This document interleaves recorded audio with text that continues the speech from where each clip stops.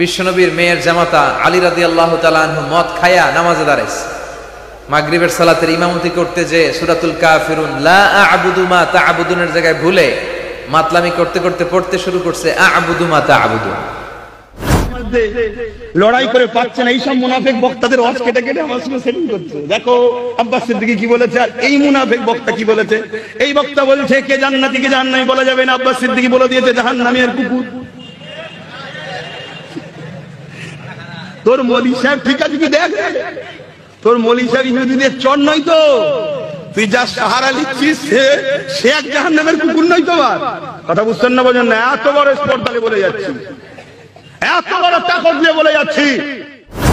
রাসূলুল্লাহর জামাই আলী মদ খাইয়া মাতাল হইয়া নামাজ শুরু করছে, অথচ হযরত আলী 12 বছরে মুসলমান হয়েছেন, জিন্দেগিতে মদের বোতলে হাত দেন নাই।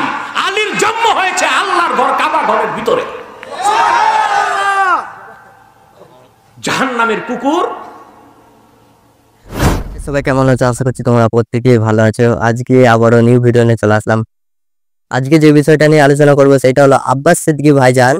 কিছু মানুষ বলে আব্বাস সিদ্দিকী ভাইজান কথায় কথায় ফতোয়া দেয় কেন, কথায় কথায় কাফের মুনাফিক বলে ফতোয়া দেয় কেন, এই বিষয়টাকে নিয়েই কিন্তু আজকে আলোচনা করব। কারণ কেন দেয় আব্বাস সিদ্দিকী ভাইজান, কি কারণে দেয়, সেই বিষয়টাকে নিয়েই আজকে কিন্তু আলোচনা করব। তবে কিছু লোক বলে আব্বাস সিদ্দিকী ভাইজান কথায় কথায় কেন কাফের বলে, আব্বাস সিদ্দিকী ভাইজান কথায় কথায় কেন ফতোয়া দেয়। ফতোয়া দিতে গেলে কলিজার মধ্যে দম থাকা দরকার, আর সেইটা আব্বাস সিদ্দিকী ভাইজানের আছে। তোদের হুজুর ফতোয়া দিতে পারে না, তার একটাই কারণ, তোদের হুজুর ইহুদি খ্রিস্টান বেঈমানদের দালালিগিরি করতে করতে তার কলিজা পুরো ঝলসে গেছে। যেমন একটা মানুষ সিগারেট খেলে তার কলিজা ঝলসে যায়, রেগুলার যদি কোনো মানুষ সিগারেট খায় তার যেমন কলিজাটা ঝলসে যায়, ঠিক তোদের হুজুরেরও দালালগিরি করতে করতে, ইহুদি খ্রিস্টান বেঈমানদের দালালগিরি করতে করতে তোদের হুজুরের ঠিক কলিজাটা ওরকমই জ্বলতে গেছে। তাই সে ফতোয়া দিতে পারে না। যেই দিন ফতোয়া দিবে তোদের হুজুরের কলিজা পুরো বাষ্ট করবে, সেই দম তোদের হুজুরের নেই। আর আব্বাস সিদ্দিকী ভাইজানের দম আছে, সেই সাহস আছে ফতোয়া দেওয়ার মতন। আব্বাস সিদ্দিকী ভাইজানের কলিজার মধ্যে দম আছে, কিন্তু তোদের হুজুরের সেইটা নেই। আর আব্বাস সিদ্দিকী ভাইজান যখন ফতোয়া দেয় তার অ্যান্সারটাও ভাইজান কিন্তু দিয়ে দেয়। ভালো করে তোরা দেখবি আব্বাস সিদ্দিকী ভাইজানের ভিডিও, ভালো করে শুনবি, তারপর ভাইজানকে নিয়ে ভাইজানের যোগ্যতা নিয়ে কথা বলবি তোরা। আর তোরা যেসব হুজুরকে নিয়ে গর্ব করিস তাদের খোঁজ খবর নিয়ে দেখবি তারা বেঈমানদের কাছ থেকে টাকা খেতে খেতে, হারাম খেতে খেতে তাদের কলিজাটা পুরো ঝলসে গেছে। তারা কি করে ফতোয়া দিবে বল, তারা কি করে ফতোয়া দিবে? তাদের কলিজাই তো নেই, কলিজার মধ্যে তাদের সেই দম নেই ফতোয়া দিবার মতন। আর আব্বাস সিদ্দিকী ভাইজানের দম আছে, তাই আব্বাস সিদ্দিকী ভাইজান ফতোয়া দেয়। আর আব্বাস সিদ্দিকী ভাইজান কি কারণে ফতোয়া দেয় তার অ্যান্সারটাও তারপরে ভাইজান বলে দেয়। তবে আরেকটা ইউটিউবার বলছিল যে আব্বাস সিদ্দিকী ভাইজানের যত ভক্ত আছে তারা নাকি সব অন্ধভক্ত। তো আমরা তাহলে অন্ধভক্ত, সে নিশ্চয়ই চৌখলা ভক্ত।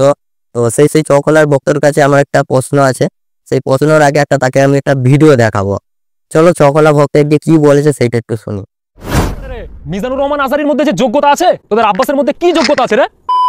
মিজানুর রহমান আজারিকে জাহান্নামের কুকুর বললো, তাও তোর ওর পেছনে পড়ে আছিস।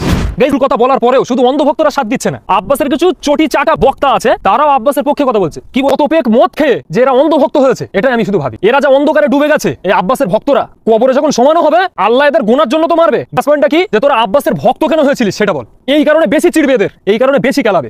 কিন্তু অন্ধভক্ত হওয়াটা খারাপ, অন্ধভক্ত হোস না ভাই। এই যে আব্বাসের দিকে এত বড় একটা অন্যায় ভুল কথা বললো, তারপরেও তোরা সাথ দিচ্ছিস, এটাকে অন্ধভক্ত বলে। কিন্তু আমি অন্ধভক্ত নই, আমি চৌকলা ভক্ত। তো ফ্রেন্ডস, সেই চৌকলা ভক্তর ভিডিওটা দেখলে সে কি বললো, আব্বাস সিদ্দিকীর যত ভক্ত আছে তারা নাকি সব অন্ধভক্ত, আর ও একাই চৌকলা ভক্ত। তো ফ্রেন্ড, আমরা সবাই তো অন্ধভক্ত, সে তো চৌকলা ভক্ত, সে নিজেই বলছে। তো সেই চৌকলা ভক্তকে একটা আমি ভিডিও দেখাচ্ছি, সেই ভিডিওর অ্যান্সারটা যেন সে দেয়। চলো সেই ভিডিওটা দেখে আসি। বিশ্বনবীর মেয়ের জামাতা আলী রাদিয়াল্লাহু তাআলা আনহু মদ খায়া নামাজে দাঁড়াইছে। মাগরিবের সালাতের ইমামতি করতে যে সূরাতুল কাফিরুন লা আ'বুদু মা তা'বুদুনের জায়গায় ভুলে মাতলামি করতে করতে পড়তে শুরু করছে আ'বুদু মা তা'বুদুন। তারপর বলল রাসূলুল্লাহর জামাই আলী মদ খাইয়া মাতাল হইয়া নামাজ শুরু করছে, অথচ হযরত আলী 12 বছরে মুসলমান হয়েছেন, জিন্দেগিতে মদের বোতলে হাত দেন নাই। আলীর জন্ম হয়েছে আল্লাহর ঘর কাবা ঘরের ভিতরে। জাহান্নামের কুকুর।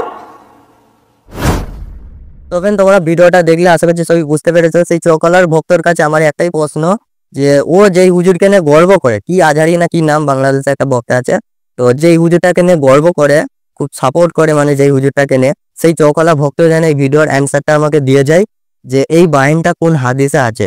ও যেই হুজুরকে নিয়ে গর্ব করে, খুব গর্ব করে, মানে ওই হুজুরকে নিয়ে, আজহারি না কি নাম, সেই হুজুরকে নিয়ে দেখেছি ও বিশাল গর্ব করে। তো সেই হুজুর হযরত আলী শেরে খুদা আলীর স্থানে গুস্তাখি করলো, কটূক্তি করলো, তো এইটা কোন হাদিসে আছে? তার কাছে আমার এই প্রশ্নটা রইলো, সে যেন ভিডিও করে দেখায় যে এই হাদিসে আছে, ঠিক আছে? তার কাছে এই প্রশ্নটা রইলো। সে চৌকলা ভক্ত, সে তো ভালো দেখতে পাবে, ভালো বুঝতে পারবে। আমরা তো অন্ধ ভক্ত, আমরা হয়তো খুঁজে নাও পেতে পারি। সে যেহেতু সে চৌকলা ভক্ত, সে নিজেই নিজেকে দাবি করছে। তো যাই হোক, সে যেন এই বক্তব্যটা, এই যে ও যেই হুজুরকে নিয়ে গর্ব করে, সেই হুজুর যে এই ওয়াজটা করলো, এই যে বয়ানটা দিল, এই বয়ানটা কোন হাদিসে আছে, অবশ্যই সেই চৌকলা ভক্ত যেন জবাবটা দিয়ে যায়, ভিডিওর মাধ্যমে হোক বা এই ভিডিওর কমেন্ট বক্সে হোক, যাই হোক যেভাবে হোক সে যেন জবাবটা দেয় খুব শিগগিরই। তোমরা সব ভিডিও দেখলে আশা করছি সব বুঝতে পেরেছো। আর তোমাদের মতামত অবশ্যই তোমরা কমেন্ট করে জানাবে। আর ভিডিও এখানে শেষ করছি, পরবর্তী ভিডিওতে দেখাবে। সবাই ভালো থাকবে। আমি কিন্তু একটু ফাঁকা জায়গাতে এসেছি, খুব হাওয়া চালাচ্ছে, তাই জায়গাটা খুব ভালো জায়গা। আমাদের এখানে একটা বড় পুকুর আছে, বহুত বড় পুকুর, মানে পুকুরটা কোনো একদিন আমি আলাদাভাবে দেখাবো তোমাদেরকে। তো বিশাল বড় একটা জায়গা, এটা দেখতে পাচ্ছ। আমি ওই দিকটা একটা উঁচু উঁচু করার জায়গা আছে ভিডিও করার জন্য, একদম সেই লেভেলের একটা জায়গা। মানে যে কোনো ভিডিও তুমি ওই জায়গাটার মধ্যে করলে খুব ভালো লাগে দেখতেও, মানে ক্যামেরা কোয়ালিটিও ভালো আছে। মানে সূর্যের যে রোদের যে তাপটা যখন পড়ে, ওই জায়গার মানে একটা কালারটাই আলাদা। বেশি করে ভিডিওটা শেয়ার করবে যেন সেই চৌকলার ভক্তর কাছে ভিডিওটা যে পৌঁছায়, ঠিক আছে? ভিডিও এখানে শেষ করছি, পরবর্তী ভিডিওতে দেখা হবে। ততক্ষণ সবাই ভালো থাকবে।